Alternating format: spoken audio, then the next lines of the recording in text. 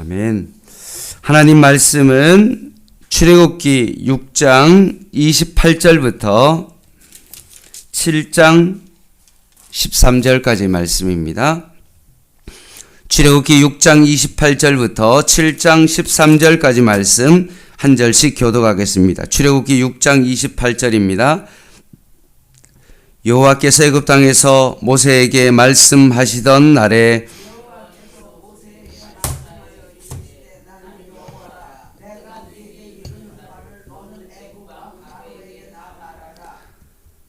모세가 여호와 앞에서 아뢰되 나는 입이 둔한 자이오니 바로가 어찌 나의 말을 들으리이까.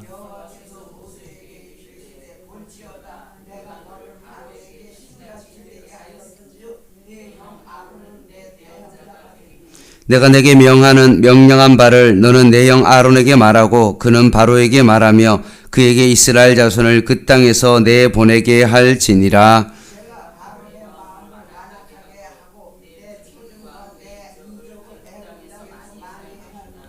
바로가 너희의 말을 듣지 아니할 터인즉 내가 내 손을 애굽에 뻗쳐 여러 큰 심판을 내리고 내 군대 내 백성 이스라엘 자손을 그 땅에서 인도하여 낼지라.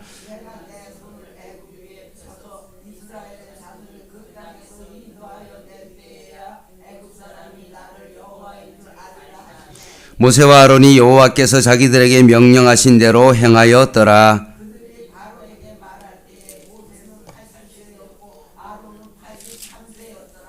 여호와께서 모세와 아론에게 말씀하여 이르시되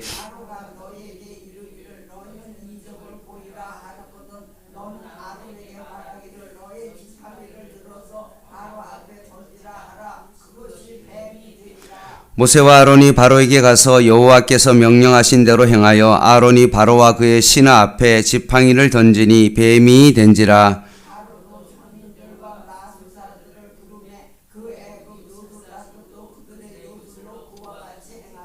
각 사람이 지팡이를 던짐에 뱀이 되었으나 아론의 지팡이가 그들의 지팡이를 삼키니라. 그러나 바로의 마음이 완악하여 그들의 말을 듣지 아니하니 여호와의 말씀과 같더라. 아멘. 모세가 바로 앞에서 출애굽을 하겠다고 1차 제안을 할 때 처참하게 거절당했습니다. 거기에만 그친 것이 아니라 바로가 이간질을 해서 이스라엘 백성과 모세와의 그 간격을 버려버렸고 오히려 이스라엘 백성을 탄압하게 만듦으로 말미암아 완전히 모든 일들이 수포로 돌아가게 된 것입니다. 아무래도 지도자의 경험이 많지 않은 모세에게 아마 이 일은 좀 어려운 일들이었을 것이고 그것 때문에 모세는 하나님을 원망하기 시작했습니다. 따라서 이 모든 일들이 거기에서 끝나는 것처럼 보이지만 결국 그거는 인간적인 관점일 뿐 하나님의 역사는 하나님의 일하심에는 결코 실패하심이 없습니다. 사람의 생각에는 그것이 실패라고 생각할 수 있지만 모든 것을 합력하여 선을 이루시는 하나님에게서는 실패는 없습니다. 결국 우리가 예수님을 믿는다는 것은 우리의 인생 가운데 실패는 없습니다. 왜냐하면 우리의 인생 가운데 하나님께서 함께 하시기 때문에 언뜻 보기에는 우리의 인생이 참 안 돼 보이고 힘들어 보이고 실패한 것처럼 보일지 모르지만 하나님은 또다시 모세를 부르신 것과 마찬가지로 하나님은 우리의 인생 가운데 또 일하시기 시작하시기 때문에 그렇습니다. 그래서 저는 이것을 하나님의 열심, 좀 안 좋은 표현 같이 모르지만 이것은 바로 하나님의 집착입니다. 결코 하나님은 포기하지 아니하십니다. 그래서 오늘 본문 속에 하나님께서 다시 모세를 부르십니다. 6장 28절입니다. 여호와께서 애굽 땅에서 모세에게 말씀하시던 날에 여호와께서 모세에게 말씀하여 이르시되 하시는 말씀이 무엇입니까? 한마디죠. 나는 여호와라.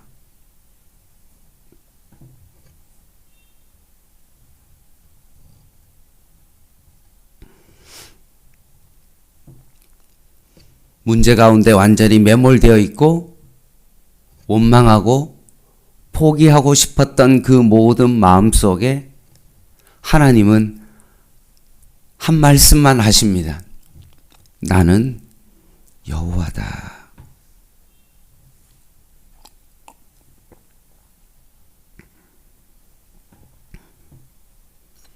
이 세상 천지를 창조하신 하나님께서 너를 세우고 너를 부르고 너를 파송하고 너를 보내었는데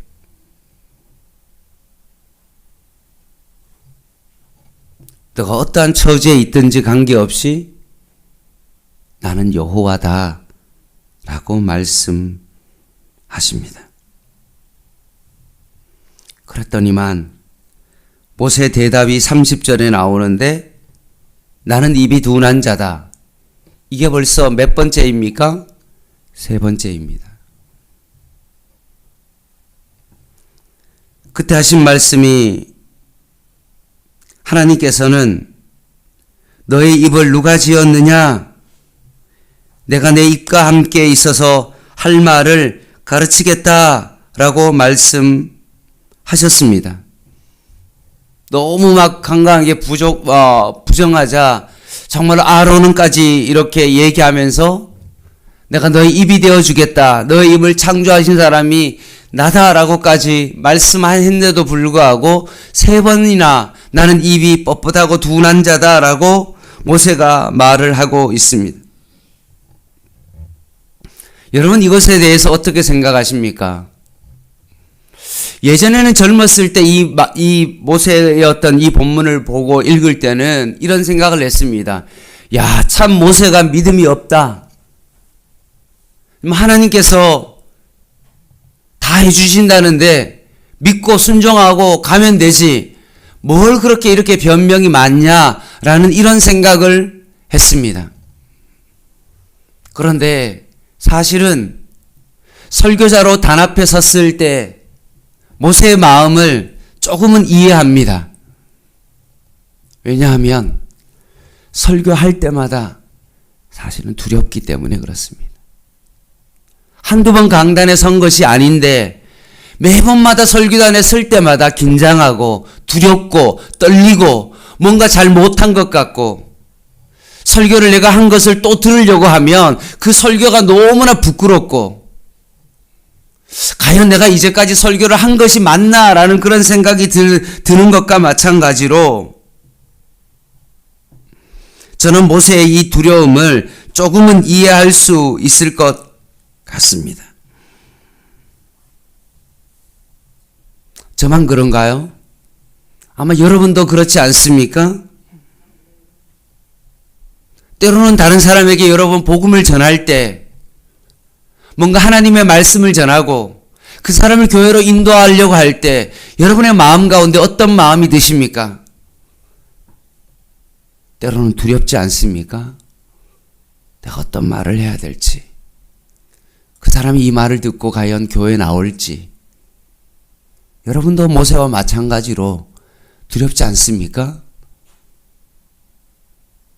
나는 입이 둔한 자라고 여러분 모세와 같이 하나님 앞에 말하지 않았습니까? 전도를 하긴 해야 되는데 전도할 용기도 나지 아니하고 뭔 말을 해야 될지 전혀 모르는 어떤 그런 상황이 있지 않았습니까?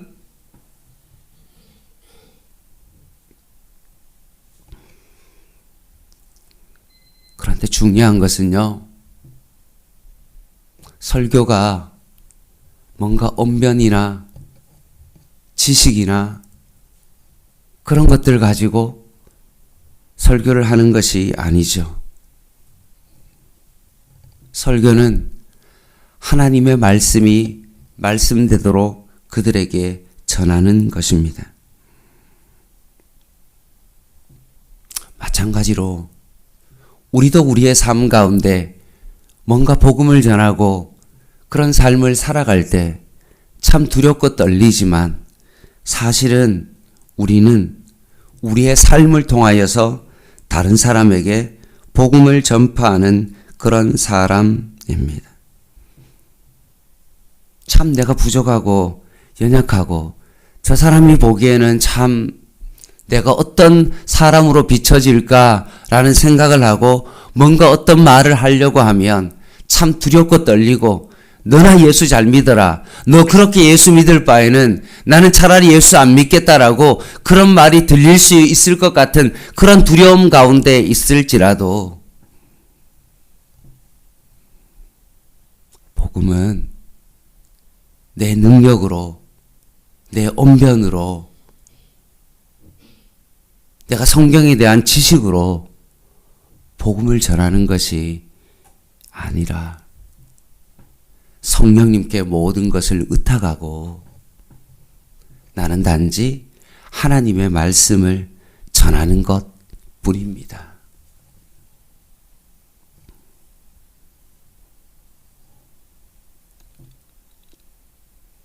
저도 설교할 때 두려워 떨고 있고, 여러분도 여러분의 삶 가운데 그 삶을 살아가는 것이 참 두렵고 떨릴 때, 모세가 오늘 정말 내 입이 뻣뻣하고 둔한 자입니다라고 3번이나 그렇게 말할 때, 여러분 이 말씀을 꼭 기억하십시오. 나는 여호와다.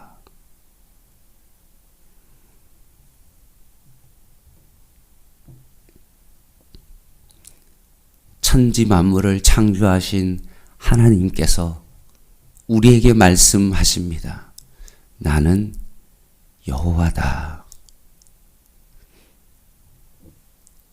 설교 앞에서 두려워 떨고 있는 하나님께서 저에게 나는 여호와다. 이 세상 가운데 복음의 삶을 살아가고 하나님의 나라를 위해서 살아가려고 두려워 떨고 있는 우리들을 향하여서 하나님께서 한마디 하십니다. 나는 여호와다.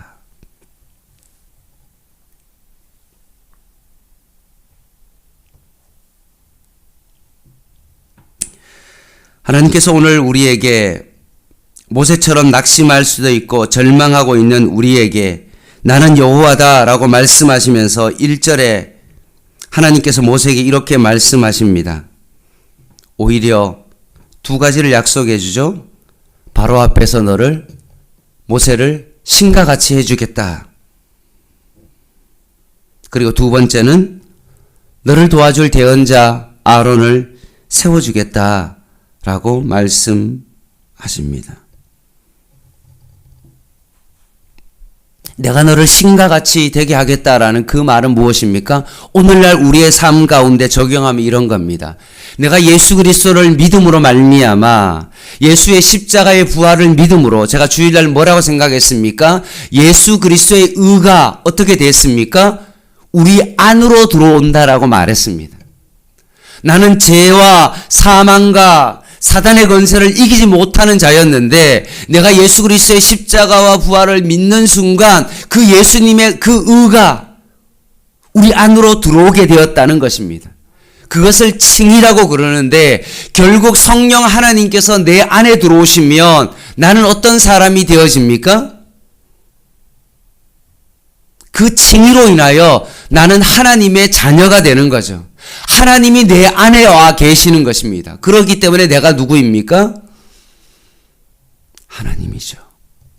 여러분, 혹시 이 표현을 잘 이해 못하면 목사님이 이단이구나 그렇게 표현할 수 있는데, 그런 뜻이 아니라, 내가 진짜 하나님이 아니라 예수 그리스도의 의가, 칭의가 내 안에 들어온다는 것입니다. 그러니 바로가 모세를 바라보면서 어떻게 한다는 거죠? 신과 같이 본다는 겁니다. 하나님이 함께 하심으로 말미암아 하나님의 능력이 임함으로 바로가 모세를 바라볼 때 하나님처럼 여긴다라는 그 말과 그 예수 그리스도의 그 의가 우리 안에 들어오는 칭의와 같은 것입니다. 그리고 지금 모세에게 또 다른 변론자, 대신할 사람을 세워주겠다라고 말했던 것처럼 그것은 무엇을 의미합니까? 성령 하나님께서 내 안에 들어오심으로 말미암아 내가 어떤 일을 할 때마다, 특별히 로마서 말씀에 있는 것처럼 정말 우리가 성령도 우리의 연약함을 도우시나니 우리는 마땅히 기도할 바를 알지 못하나 오직 성령이 말할 수 없는 탄식으로 우리를 위하여 친히 간구하시니라 라고 말씀했던 것처럼 예수 그리스도의 의가 우리 안으로 들어오고 성령 하나님께서 우리 안에 들어오심으로 말미암아 예수님께서 내가 한 일보다도 너희가 정말로 더 큰 일을 행할 수 있다라고 말했던 것처럼 성령 하나님께서 우리 안에 들어오심으로 말미암아 능력 있는 삶을 살아가고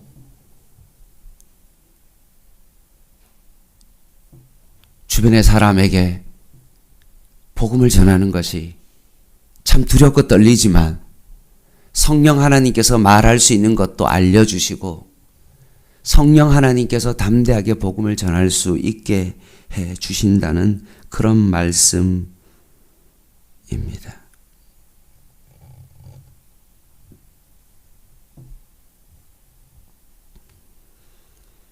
쉽게 용기를 내지 못하는 그 모세를 우리는 예전에 비판했지만 오늘 우리는 이 본문을 통해서 그런 모세에게 찾아오셔서 하나님께서 은혜를 베풀어 주신 나는 여호와다 전능하신 하나님을 다시 한번 우리는 볼 수 있는 것입니다.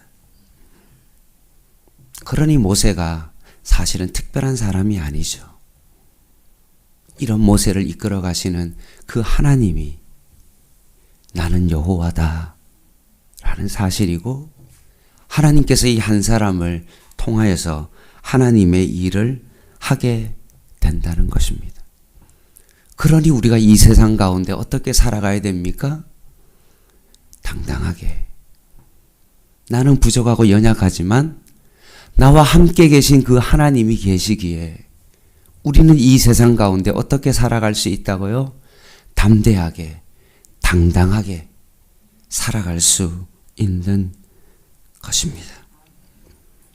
3, 4절 말씀해 보니까 어려운 문제가 기다리고 있는데 그것은 하나님께서 바로의 마음을 완악하게 하시는 것입니다. 그러면 이 모든 것들도 하나님께서 다 하시네. 그럼 가룟 유다도 예수님께서 십자가에 못 박히기 위하여 가룟 유다가 사용되어진 도구 아니야?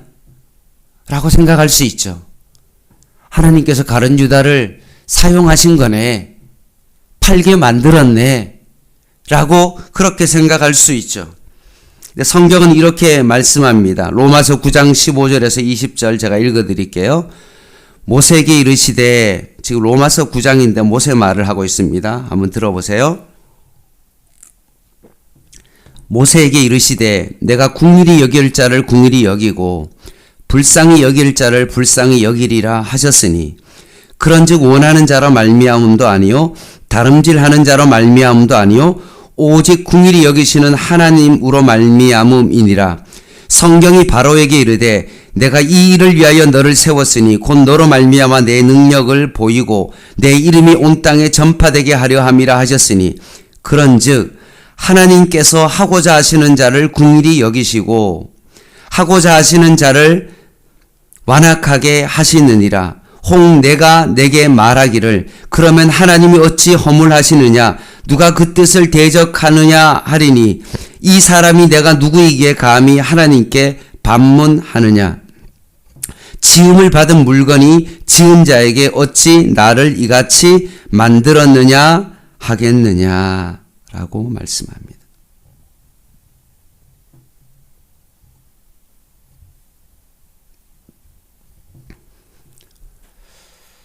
하나님 어떻게 우리가 하나님을 바로를 그렇게 완악하게 하시고 하나님께서 어떻게 그런 일을 할 수 있습니까? 라고 하나님의 주권에 대해서 우리가 항변할 때 그 항변송에는 어떤 마음이 있냐 하면 이런 겁니다. 우리가 하나님보다 공의롭다라는 그런 생각이 있기 때문에 그렇습니다. 우리가 하나님보다 사랑이 많다라는 그런 생각을 가지고 있기 때문에 어떻게 어린아이가 죽을 수 있습니까? 어떻게 가룟 유다가 정말로 그렇게 할 수 있도록 도구처럼 사용하십니까? 어떻게 바로의 마음을 완악하게 하셔서 그렇게 하실 수 있습니까? 라고 항변하는 그 질문 그 자체가 사실은 잘못된 것입니다.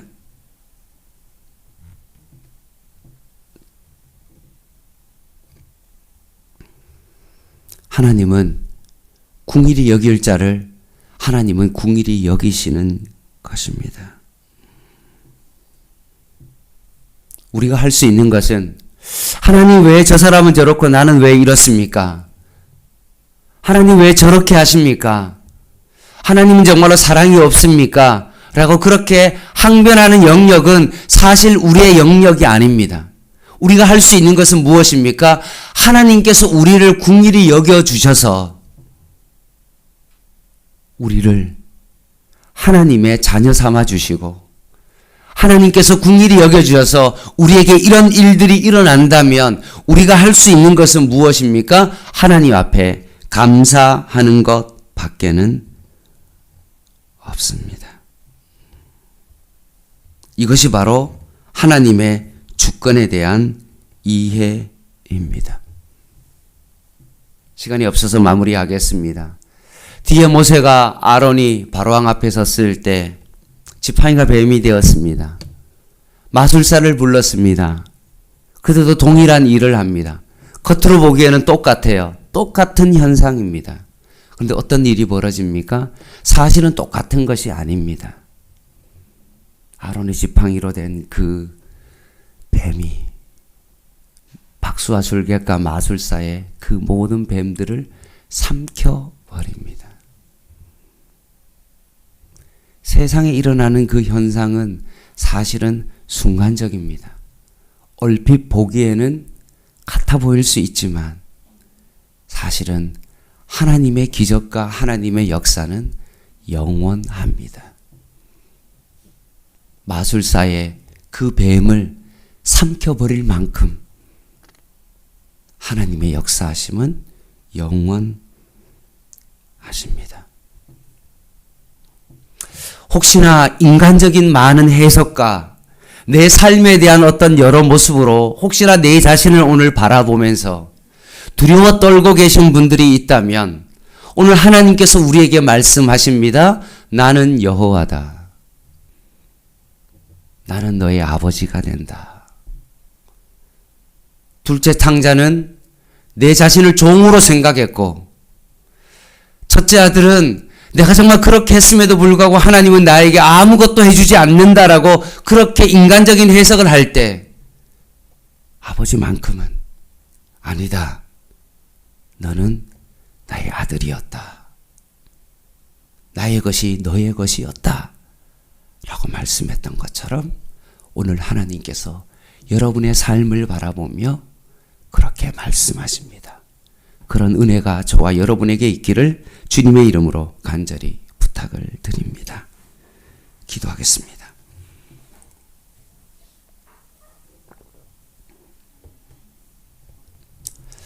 하나님 아버지, 오늘 세상 앞에 저희들이 두려워 떨고 있습니다. 그런 저희들에게 오셔서 나는 여호와다. 천지를 창조하신 하나님께서 너의 아버지요. 나의 모든 것이 너의 것이니 담대하라. 내가 세상을 이기었다 라고 말씀하신 그 하나님의 음성을 듣게 하여 주시옵소서. 예수님의 이름으로 기도드립니다. 아멘. 개인 기도 하시겠습니다.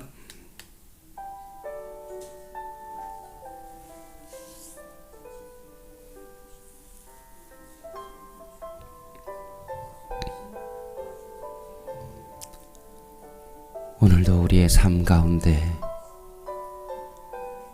하나님의 영광을 외치고 하나님이 나와 함께 하심을 세상 가운데 담대하게 선포하는 자가 되게 하여 주시옵소서.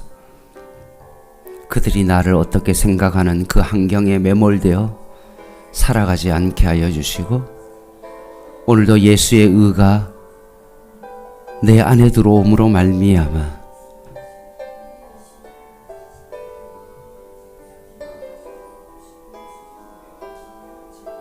너를 신과 같이 여길 것이다 라고 말씀하시며 너에게 대언자를 하나님 붙여주겠다라고 말씀하신 하나님께서 성령 하나님께서 나와 함께 하시고 내가 생각할 모든 것들도 말할 것을 생각나게 하시는 성령 하나님께서 오늘도 나와 함께 하시고 보좌의 우편에서 오늘도 우리를 위하여 중보기도 하시는 그 예수님을 깊이 묵상합니다.